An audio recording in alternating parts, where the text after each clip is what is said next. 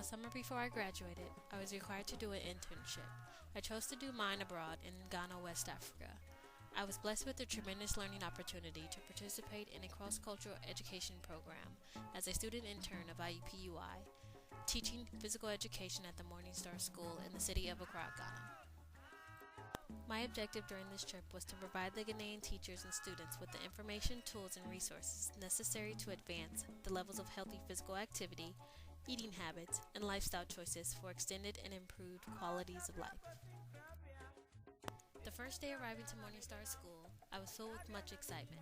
I arrived with the most warming welcome, anticipating to give the PE department some newly donated PE equipment.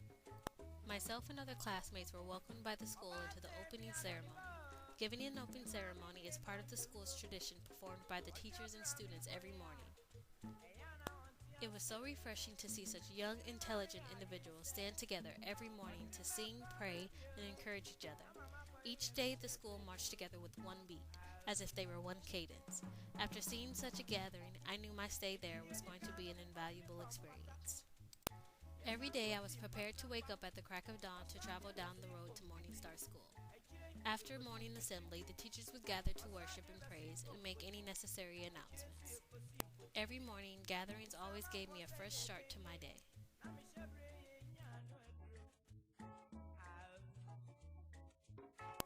During my teaching experience at Morning Star School, I had the opportunity to work with Coach Hammond, who was in charge of the PE department. Coach Hammond may seem like your typical gym teacher to others, the ones that roam the school, teach the not-so-valued subject of physical education, and usually coaches the team sport. But to me, he was the most kind-hearted, driven, and energetic 58-year-old who valued teaching physical education. Because one of my main goals were to learn the curriculum for the physical education department, I had no choice but to compare Ghana's PE curriculum to my experience and knowledge of a particular school here in Indianapolis, Indiana. The most concerning thing I noticed was the lack of priority and purpose the Ghanaian education system placed within the schools. Even though our nation has battled with the fight to implement physical activity within the schools, the one thing we had was a purpose for physical activity for our children's future. Michelle Obama's plan for childhood obesity has made a mark in our nation in the fight to keep our children healthy and active. By knowing that, one of my biggest challenges was trying to bring awareness to the purpose of physical education, PE as they call it, to the children of Morning Star. In the beginning, I asked the children what was the purpose of PE, and no one had an answer. With that information, I soon learned that the Ghanaian culture was fighting and facing a larger issue when it came to the health of the country. To better understand the background of health education in Ghana, I read several studies that had been conducted on this issue. Soon I understood why the children had no answer to my question.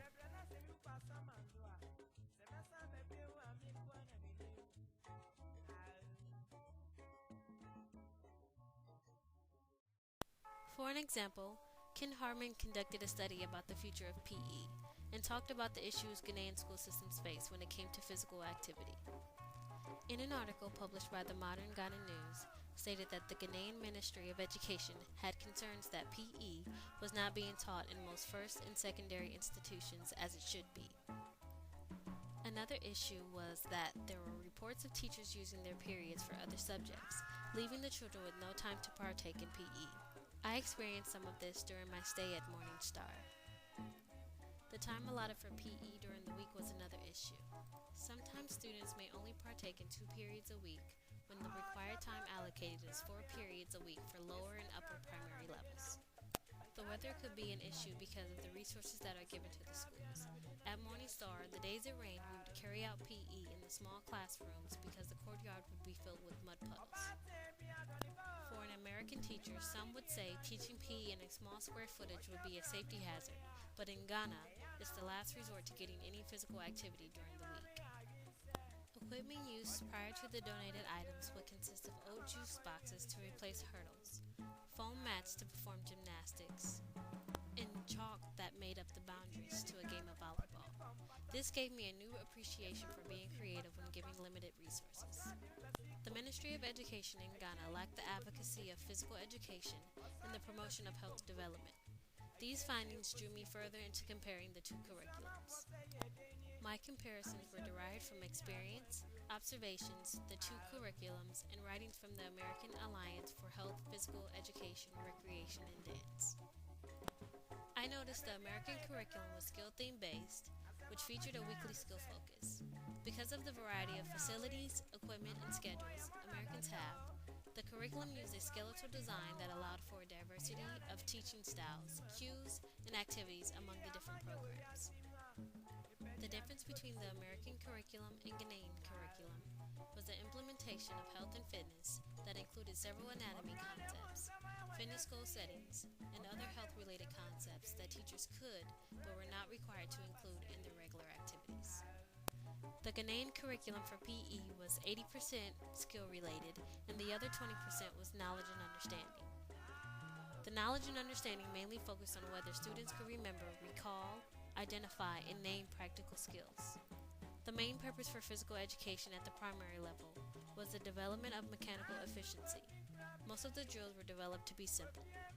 After trying an American style of teaching, I later found out that children at Morningstar lacked the implementation of health and fitness concepts. Older students lacked the knowledge of anatomy and could not explain any purpose to the activities that they had been taught over the years.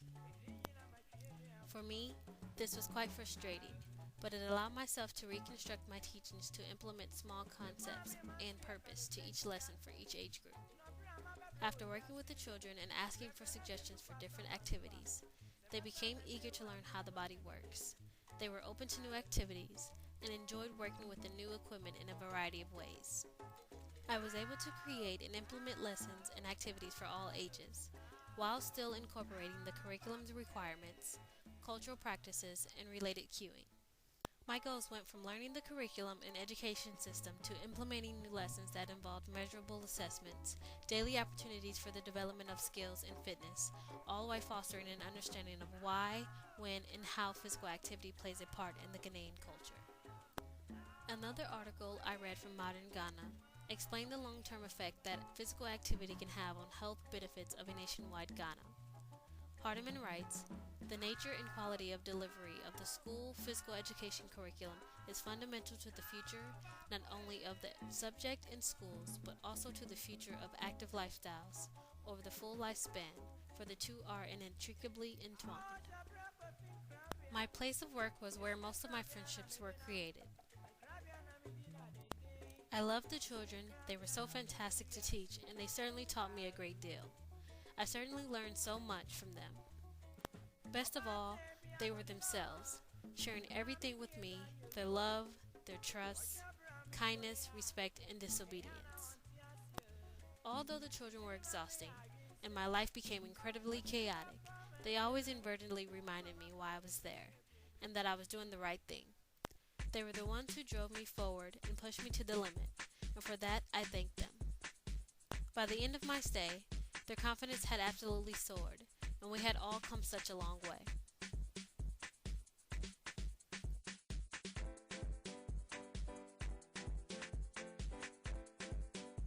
It was not long into my placement that I realized the more I gave, the more I got back. This led me to set high goals for myself. It was certainly draining having to deal with the third ward obstacles, limited resources available to me.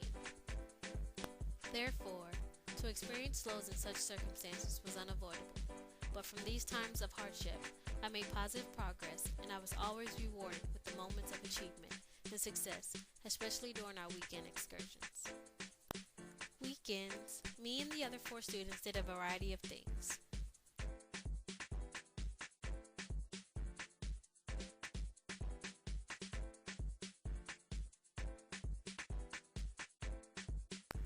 I appreciated the time and freedom we had to travel during the weekends. One of the excursions, we traveled to Cape Coast to visit the slave castles in Elmina. This was a life-changing experience for me. Some of our excursions were challenges. Mount Afajato is the highest mountain in Ghana. Climbing that mountain was one of my biggest physical challenges and accomplishments to date.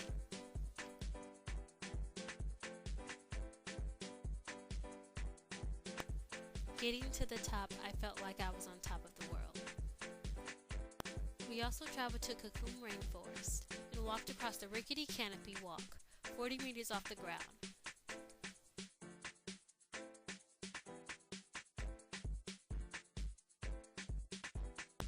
We ate the best foods and the not so good ones.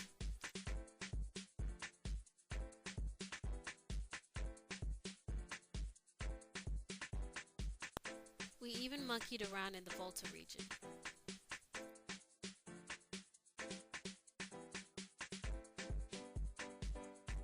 There was plenty of new and strange experiences for us all.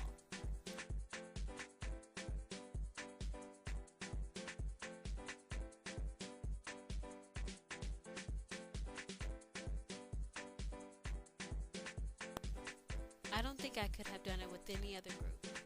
We were fun, adventurous women.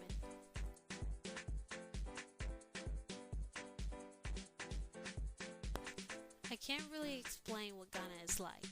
I don't think anyone can really fully understand unless they gain a first-hand experience of the country. One thing you have to remember about Ghana is that the way of life is so easy and relaxed that you can never get stressed. The times where I thought I was on the edge, I found peace in the most oddest moments.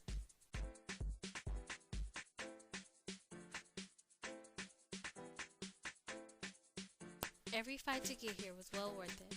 I made lasting memories and would do it all over again if I could.